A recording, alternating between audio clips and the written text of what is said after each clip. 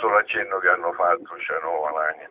Pensate che la nazione siciliana è durata dal 1296 fino al 1816, 520 anni, con la sua bandiera. Quando un Borbone devono tornare le due Sicilie e sostituì la bandiera siciliana con quella dei Borbone.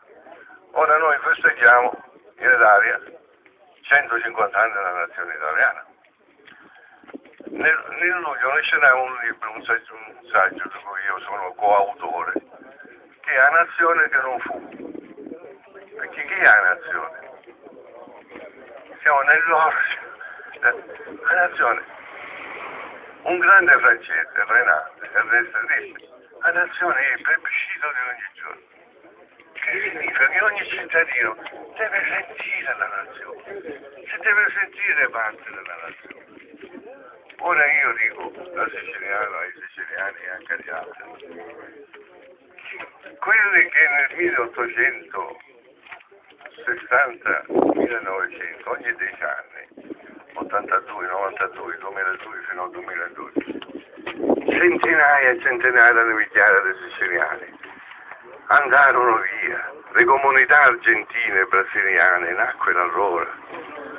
Questi che fuggivano sentivano, come dice Renan, la nazione plebiscito di ogni giorno, che scappavano perché non potevano campare. Che nazione italiana dobbiamo noi celebrare, onorare?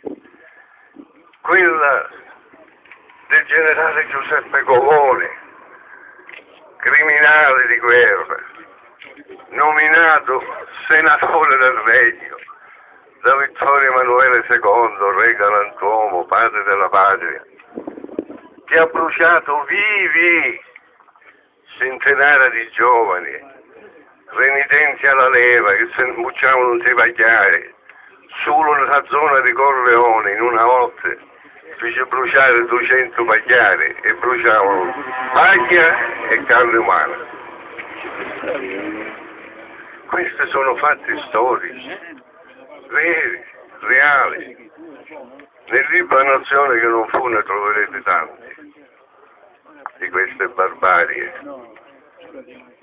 O 7,5, grande data, 15 settembre 22 1866, già è stata ricordata.